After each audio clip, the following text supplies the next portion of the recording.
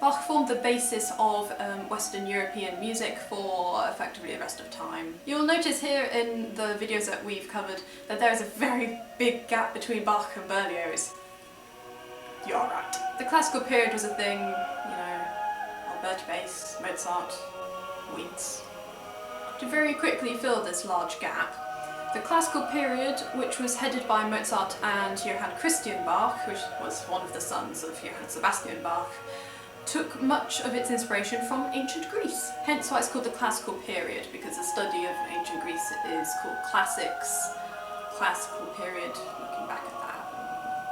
Yeah. It was perhaps less about the music of ancient Greece, which we know a bit about, but not tons in the grand scheme of things, and more about their values, namely the golden ratio. The golden ratio is a mathematical ratio that can be very nicely expressed in this shape, which will appear on the screen somewhere, of a shell-like thing in a rectangle. This ratio appears constantly in nature, in shells in particular, hence the spiral shell. It's almost like this makes sense for a reason. And was made popular and kind of discovered and stuff by, I believe, Pythagoras, but don't quote me on that, please.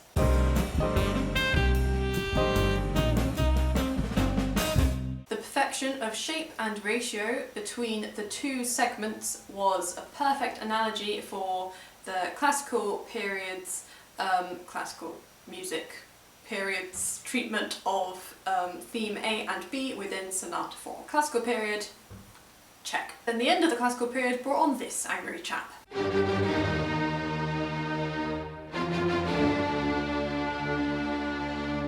How much angst is enough? There's never too much angst. Who deliberately or not pushed us into the Romantic period with his massive symphonies and deeply expressive piano sonatas. Whilst in the days of Bach, music was more influenced by Italian tradition, so Vivaldi, and again Monteverdi, so on. By the time we got to the Romantic period, people had started splitting off into this kind of nationalist realm, which may or may not be the fault of Napoleon. Again, don't quote me on that. After the focus on Italy, in the Renaissance period in particular, we then get to Bach, which is Germany, but wasn't Germany at the time, Leipzig, let's just say.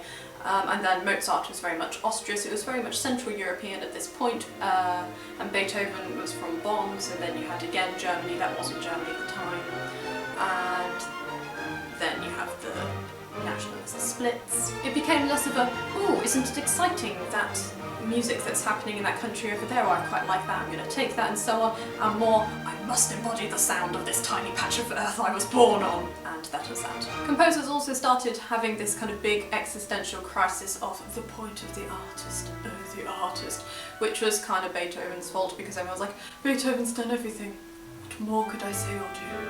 But despite that, they continued making music anyway. Then we fast forward to the peak of the Romantic period, which is Wagner and his white Christian men as the peak of humanity, just as I am the peak of music rants, which then arguably started World War II. World War II and World War I before it makes people sad. No shock there. Composers who didn't die in the wars, like George Butterworth, wrote dissonant music. However, music did become less painfully nationalistic and more open, despite the fact that each country had ended up with its own little school of music and kind of its particular sound, world and traits and things like that. Unless you of course live in Russian territories, in which case you were forced to abide to socialist realism, and that was that, until the death of Stalin at least, and Shostakovich kind of broke us all free of that. Good old Shosti. And that there is the briefest summary of Western classical music you will ever hear. There are some big points we haven't covered, but I didn't exactly aim to cover the whole of Western classical music in these videos anyway, so it's fine. That wasn't a goal in the first place, so whoop-de-doo. Hopefully, as well as the more analytical stuff, we've covered some pieces that will prove inspiring compositionally when we go back into next term, or you know, whenever we're back together again, and we can start and do kind of a more free composition project, which is what we would have done in the summer term, which I've now just kind of postponed. So if we go from analysis back into more analysis and that kind of thing, this is a bit heavy, it's a bit dull, you know, it's supposed to be creative as well. Like Bach, the perfect balance between mathematics and creativity. negativity. Or at least teenage me didn't think so. The most important video I would say is actually the Informed Performer one. If you haven't watched that, or you went through it all and didn't make any notes and thought, wow, that was long and heavy, which indeed it was, that's why I split it into 2 weeks instead of 1, then do go back over and please make notes on that. That is incredibly important. If you want to do any kind of grade 8, post-grade 8 performing to a serious level, then you need to be practicing some of those, what word am I after? Techniques, it's not technique. Practicing some of those practices. That will do. Whatever, I'm not an English teacher. You will need to be practicing some of those practices in order to execute things very well. You don't need to do all of them, as I said, many options, and some pieces are more famous than others, and sometimes you have one of these resources and not one of the others. You get my drift. If you haven't looked at that, go look at that, even if you're a saxophonist and you're like, my instrument's the baby and all the composers are still alive. I don't care. Make notes anyway. Get it done. Pastorals and Bacevich were more geared towards the older students who are kind of preparing for A-levels and higher education. So if that went over your head a little bit, or like, whoa, that was heavy, don't worry too much. That's fine.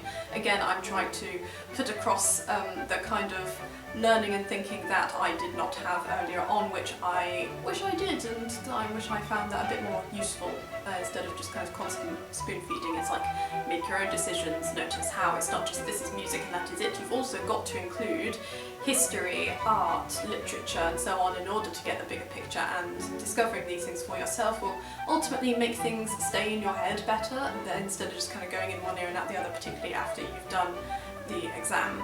You know, it's like, what did I learn from A-level music? You know, or we looked at loads of pieces and had to memorise loads of things about these pieces, which we were supposed to analyse, and that's it. And a lot of those works which I didn't do any extra work on, I guess, a lot of the time it was kind of, they weren't very good pieces, so there wasn't much to look up.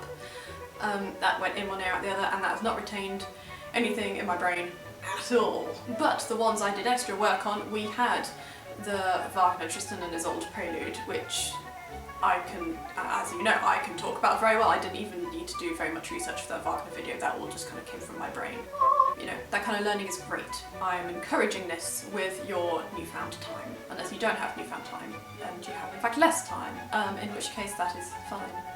Time is fine, no matter what you do with it. Within reason. Don't kill your wife like Jesuit. I'm a composer for a reason. I would, however, advise you to look at the end of the pastorals video again if you cannot remember or didn't take notes, or look at that in the first place, that bit when I was like filming at midnight and I look like I'm about to fall asleep.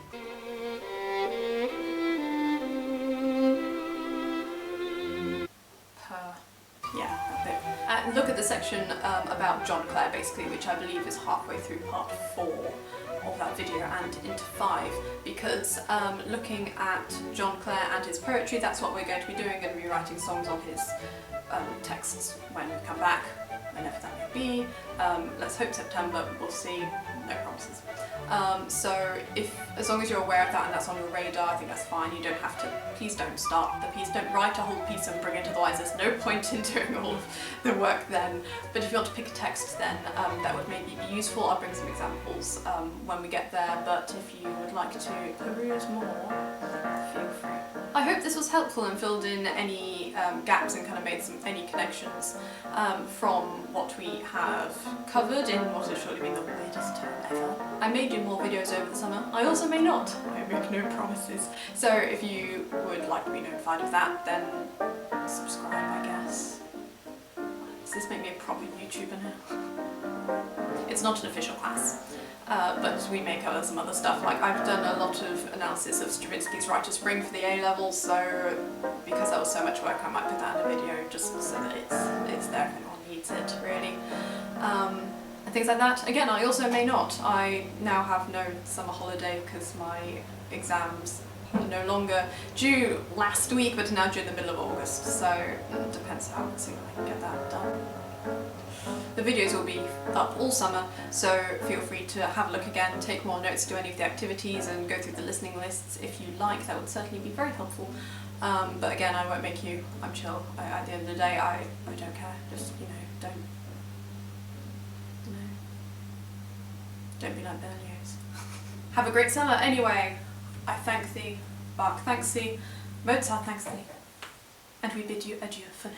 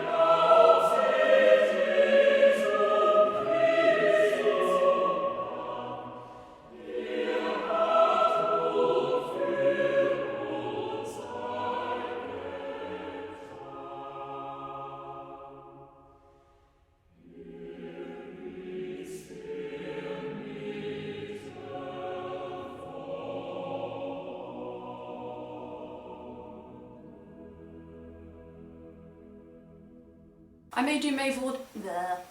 My mind is really in space today. I'm gonna put that in. I imagined you might. Are you actually? Yeah. Yeah, I think that's